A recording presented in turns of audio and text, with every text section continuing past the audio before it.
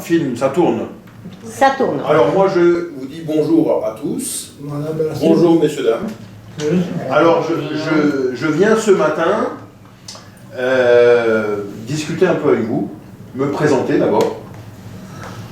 Moi je m'appelle Jérôme Manstedt. Je suis originaire par mon père de Dabo, ma mère du côté de Lunéville.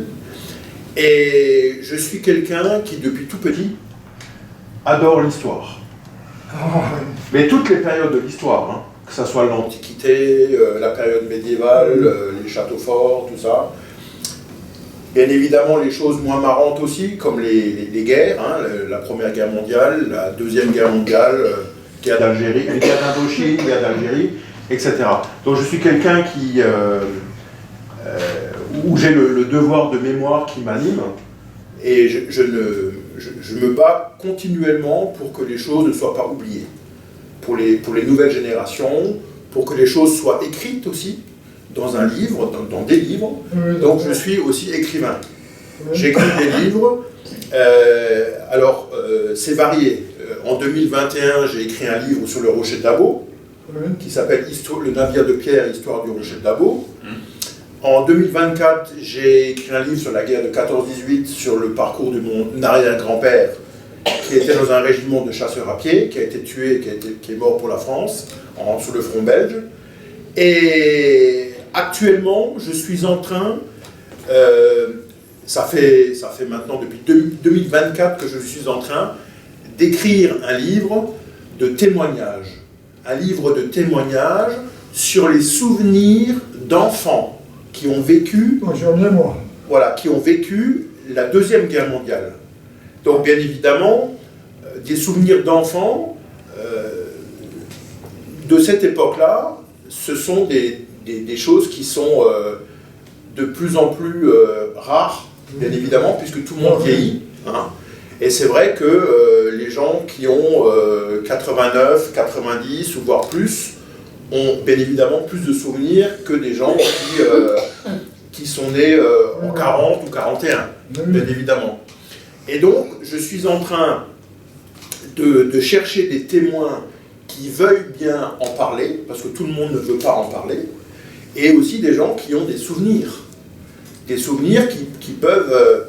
ce sont de toute façon des souvenirs uniques, puisque chaque personne a des souvenirs spécifiques, et a vu des choses, a entendu des choses par rapport où ils habitaient, par rapport à leurs parents, par rapport à l'occupation allemande ou à l'administration allemande, ça dépendait. Il y a des gens qui se souviennent plus de 44, de la libération avec la 2e DB ou avec les Américains, en fonction du secteur où vous étiez. Il y a des villages qui ont été libérés par l'armée Patton, la 3e armée américaine, et il y a des villages qui ont été libérés par les soldats de la 2e division. Mais il y a des gens aussi qui se souviennent de la déclaration de guerre en 1939. Il y a des gens qui se souviennent de leur scolarité. Quand ils étaient à l'école allemande, puisqu'il y a eu des interdictions, il fallait parler que allemand, le béret était interdit, etc., etc. Vous avez connu toute cette période-là. Et moi, je recherche des gens qui veuillent bien me recevoir en entretien individuel pour que je puisse les enregistrer. Et après, je transcris tout ça dans un cahier. Et quand j'ai tout transcrit, je remets ça dans un deuxième cahier par ordre chronologique en mêlant ce que vous mettez et par rapport à l'histoire, à la grande histoire. Donc ce sont des témoignages uniques. Des témoignages uniques, et mon livre qui n'a pas encore de titre, ça va être vraiment des souvenirs d'enfants pendant la Seconde Guerre mondiale. Voilà. Donc j'ai déjà réussi à avoir 5 personnes. J'ai une personne de Nitin, j'en ai une autre de Sarrebourg, mais qui est partie après vers Mittelbronn, parce que Sarrebourg était bombardé, donc ils avaient la chance d'avoir une maison sur Mittelbronn, la maison familiale. J'ai une personne de Walscheid aussi qui a témoigné quand ils ont été libérés. Et j'ai une autre personne de Harberg. Donc c'est essentiellement des témoignages de Moselle Sud. Mais j'ai réussi à avoir un Normand aussi. Un Normand qui s'est expatrié chez nous, puisqu'il a rencontré son épouse, ça fait 70 ans qu'il vit à Niederwiller. Donc lui, il a vécu le débarquement, il a vécu les combats sur le coin de Valognes, donc au-dessus de 40 ans. Hein. Et voilà, donc ça va être, je pense, l'exception dans mon livre, mais vraiment, j'ai à cœur de mettre en avant vos témoignages et vos souvenirs. Ça peut être des souvenirs d'une page, ça peut être des souvenirs plus importants, ça dépend des souvenirs que vous avez, ça dépend de quoi vous vous rappelez. Après, on peut aussi avoir une mémoire sélective parce qu'il y a des choses qui ne sont pas marrantes, d'autres qui sont plus réjouissantes. Il y a aussi des anecdotes. Ça peut être, je sais pas moi, les Américains qui donnent des cigarettes. Ça peut être à l'école, le maître, est-ce qu'il était gentil, est-ce qu'il était fanatisé, ça peut être aussi quand il y avait les bombardements, ça peut être plein de souvenirs, ça peut être des souvenirs avec les copains, les copines, ça peut être des souvenirs avec les soldats, que ce soit des soldats allemands, ou des soldats français, ou des soldats américains. Ça peut être des souvenirs avec ses parents, c'est ce qui va vous permettre aussi de vous rappeler peut-être certaines choses avec vos parents. Comment vos parents, qu'est-ce qu'ils faisaient vos parents? En général, c'est le papa qui travaillait, la maman était à la maison, elle s'occupait des enfants. À l'époque, les mamans avaient souvent beaucoup d'enfants, donc il y avait des fratries de 3, 4, 5 personnes, et puis bon vous aviez une autre vie que maintenant. Et puis c'est une période qui est très difficile et qui est écrite dans tous les livres d'histoire générale. On entend les batailles, les généraux, oui, mais les civils. Est-ce qu'on pense aux civils? Est-ce qu'on pense aux enfants qui ont vécu ce drame? Est-ce qu'on pense à tout ce que vous avez dû subir ou ce que vous avez vu et que vous deviez vous taire, il y avait des anecdotes certainement. Et voilà, c'est pour ça que je me suis permis de contacter Rachel pour lui demander s'il y avait des gens qui étaient susceptibles de peut-être avoir des souvenirs, peut-être en discuter. Alors, tout le monde ne veut pas, il y a des gens qui ne veulent pas, il y a des gens qui sont d'accord, d'autres qui... c'est vraiment comme on veut. C'est libre à chacun. Hein.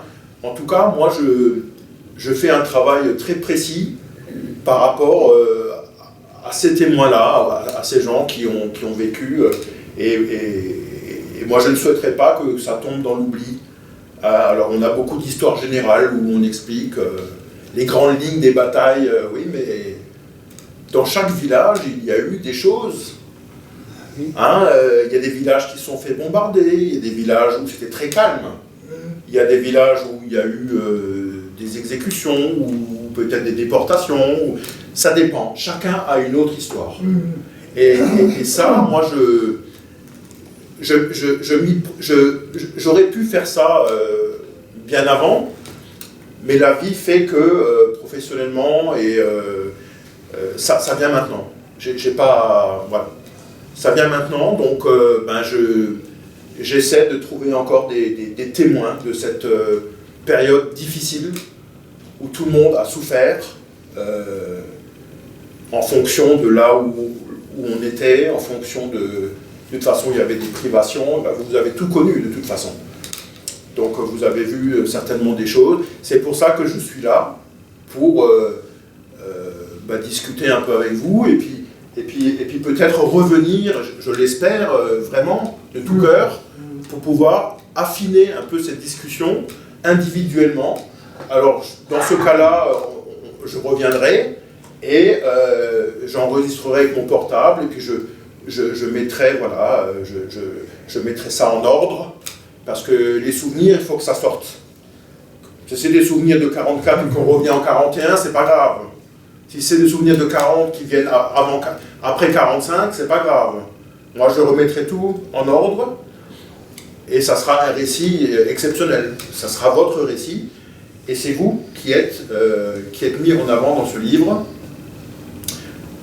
Je commence par mettre cette fameuse phrase: je m'appelle Madame ou Monsieur prénom, le nom, je suis né le à tel endroit. Et après, je commence avec les premiers souvenirs que vous avez jusqu'à la fin de la guerre. Ça, c'est ce que je suis en train de faire. Donc j'ai déjà transcrit, donc j'ai déjà fini, on va dire, 4 récits. Je suis en train de finir un 5e récit sur le monsieur de Nitin. Et puis voilà. Alors moi, ce que j'aimerais, c'est avoir une quinzaine, une vingtaine de témoignages pour faire un livre qui sera dédié à vos souvenirs, à votre souffrance, à ce que vous avez vu, pour pas que ça s'oublie. Parce qu'on ne parle pas assez des civils. Et on parle des civils pendant la guerre de 14-18, quand les femmes étaient au champ, que les maris étaient partis, qu'il n'y avait plus d'hommes. Mais les enfants qui ont vécu cette Deuxième Guerre mondiale, on n'en parle pas. Et moi, je souhaite que les enfants de Moselle Sud prennent la parole et puissent expliquer, puissent livrer leurs souvenirs. Alors, c'est des choses des fois qui sont rigolotes, c'est des fois des choses qui ne sont pas rigolotes. Alors, les gens en parlent ou en parlent pas, mais en tout cas, vous avez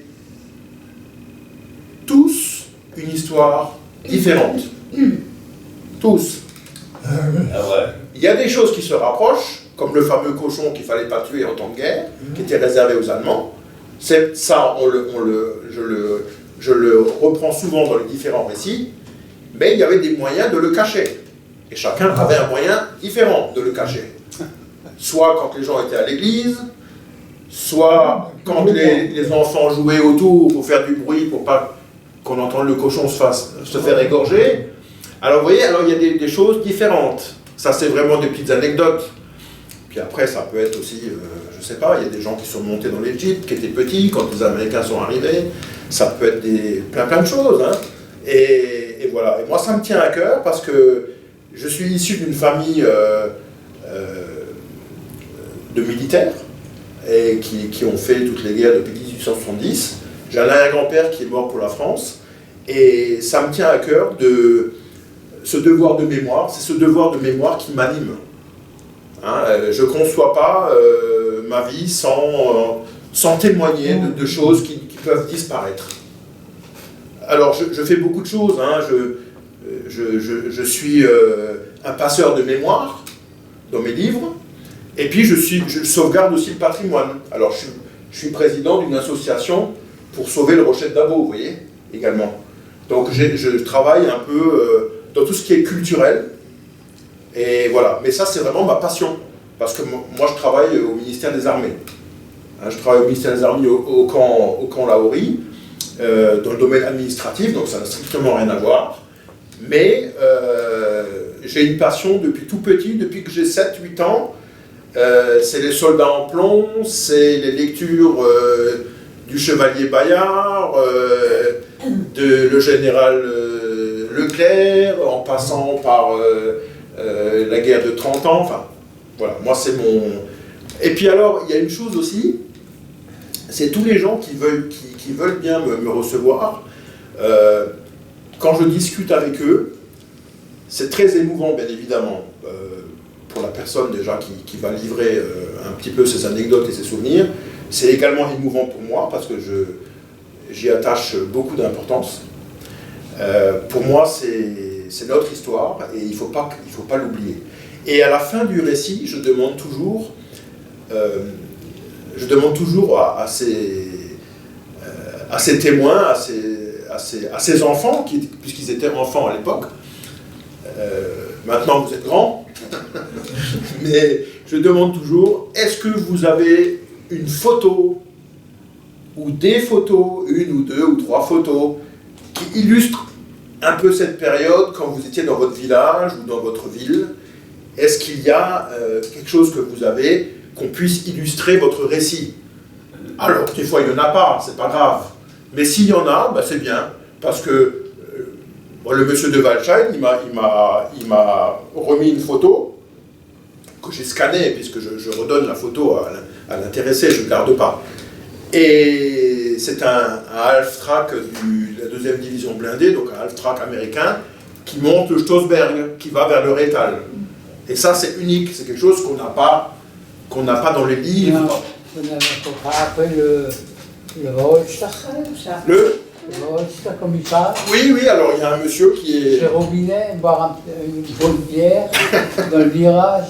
Ah oui, il y a encore le restaurant là. Ouais. Ah oui, alors j'ai un monsieur de Waldscheid qui me raconte comment les Allemands ont été surpris par la 2e division blindée qui est descendue, qui a déboulé le Saint-Léon et qui les a pris par surprise. Hein. C'est haut les mains, ils ont... Ça c'est vraiment aussi une histoire incroyable. Mais ça ne s'est pas passé comme ça partout. Il y a des endroits où les Allemands ont résisté. Et il y a des endroits où ils ont déguerpi. Donc voilà. Donc chacun a une histoire, chacun a vu des choses. Et c'est pour ça que je suis venu ce matin. Déjà pour que vous me connaissiez, que vous appreniez à savoir qui je suis. Et puis savoir quel est l'objectif, pourquoi vous êtes réunis là ce matin. Voilà, donc c'est ça. C'est l'écriture d'un livre qui me tient à cœur. Ça sera mon 3e ouvrage. Et vraiment, ça fait 1 an et demi que je suis dessus. Il faut du temps pour faire un livre. De toute façon, il faut le faire correctement. Et c'est normal que ça prenne du temps. Sauf que, voilà, moi, sur ce sujet-là, j'aurais pu le faire plus tôt, je le fais maintenant, c'est comme ça. C'est les aléas de la vie. Voilà. Donc, voilà pourquoi je suis là devant vous ce matin. Et alors voilà, je pense que vous êtes certainement né dans les années 30, peut-être fin des années 30. 30. Vous, par exemple, monsieur 32. Vous êtes né en 32, donc je pense que vous devriez avoir des souvenirs de cette période. Hein, 32, en 42, vous aviez 10 ans. Vous aviez 10 ans, donc automatiquement, vous êtes... de toute façon, c'est simple. Hein. Moi, j'ai un oncle qui est né en 35, qui se souvenait des avions, qui se souvenait de plein de choses. Bon, après, il est parti, il a fait la guerre d'Algérie aussi. Bon, il est décédé maintenant. Mais c'est vrai que quand il me racontait des choses, il connaissait un peu... en 35, il y a des gens qui ont encore des souvenirs. Même plus tard. Hein. Même plus tard. Je vous laisse un petit peu parler. Donc vous êtes né en 32, vous madame 40. Vous êtes né en 40 Oui. D'accord. Donc vous êtes né au début du conflit, quasiment. Hein. Deux ans les dames. Oui, en 39, il y a eu le 3 septembre 39, c'est la déclaration de guerre, donc la France qui déclare la guerre à l'Allemagne. Et au mois de juin 40, donc il y a la drôle de guerre entre-temps, les fronts sont figés, et en juin 40, les Allemands envahissent et annexent la Moselle et l'Alsace. Donc il y a des villages qui sont effectivement occupés à partir du 15 juin, d'autres le 16 juin, d'autres le 18 juin. L'armistice intervient le 22 juin, mais elle est appliquée et applicable que le 25 juin. Hein, ça, il faut savoir, notamment dans la ligne Maginot, où les gars se sont encore battus, juste parce qu'ils ne voulaient pas arrêter dans la ligne Maginot. Hein. Et ils ont malheureusement dû baisser le pavillon. Alors, ce qu'on raconte dans l'histoire générale, c'est pas forcément ce que vous avez vécu, et c'est pas forcément la réalité. Hein, parce que il y a eu des combats, les Français ont perdu 100 000 soldats, et souvent on dit « Ah les Français ils sont sauvés ». Attention, ça ne s'est pas passé comme ça. Il y a eu des durs combats, il y a eu des héros, il y a eu des gens qui ont fait le maximum. Il faut savoir que le commandement à l'époque n'était pas forcément à la hauteur. Le général Gamelin, ce n'était pas une référence.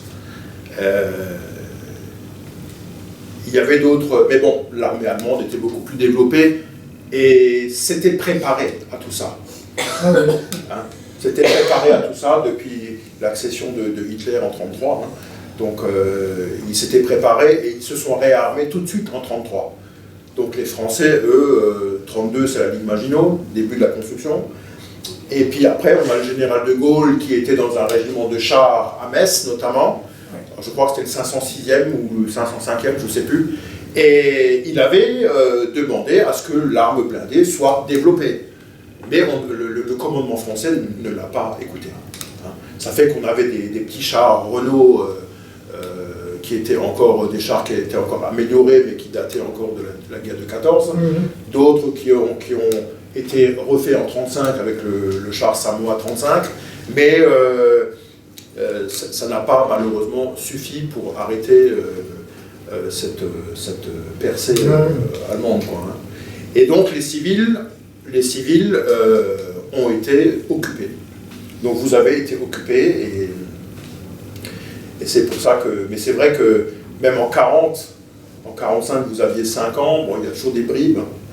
Il peut toujours y avoir des bribes de souvenirs, de choses. Mais vers 40, Ouais. les Allemands ont chassé tous ceux qui parlaient français. C'était des roses. Oui. Les lapins. Et lapins. Ouais. Voilà. Alors je ne parle pas le patois, mais je comprends certains mots, comme mon père le parle. J'ai des fois enregistré quelques petits... Voilà, mais les lapins et oui, alors vous êtes né en quelle année? En 40. D'accord, d'accord. D'accord. Et j'allais à l'église, non. J'allais à l'école avec une dame qui était ma tante, qui était 100% allemand. Ouais. Ouais. Et je disais qu'on a quelqu'un dans le grenier, Ouais. habillé en noir, avec des chaussures blanches. Voilà. D'accord. Et elle n'a rien dit. Parce que ce monsieur qui s'est caché, c'était son frère. D'accord. Donc lui, il était caché à cause de l'incorporation de force, certainement. Oui. Ouais.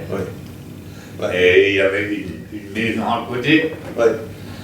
Il y avait la fenêtre ouverte, les grands paysans. Et c'est la patronne de la maison qui a dit, si vraiment ça devient urgent, la fenêtre est ouverte. Ouais, il y avait des... Alors, ça aussi, les actes de résistance, c'est fabuleux parce que la résistance, elle prend beaucoup de formes. Que ce soit une petite chose, donner du pain à un prisonnier, essayer de faire passer un message. Ça peut être des choses qu'on peut qualifier maintenant de futiles, mais non. Il y avait différentes façons de... Il y a tout eu.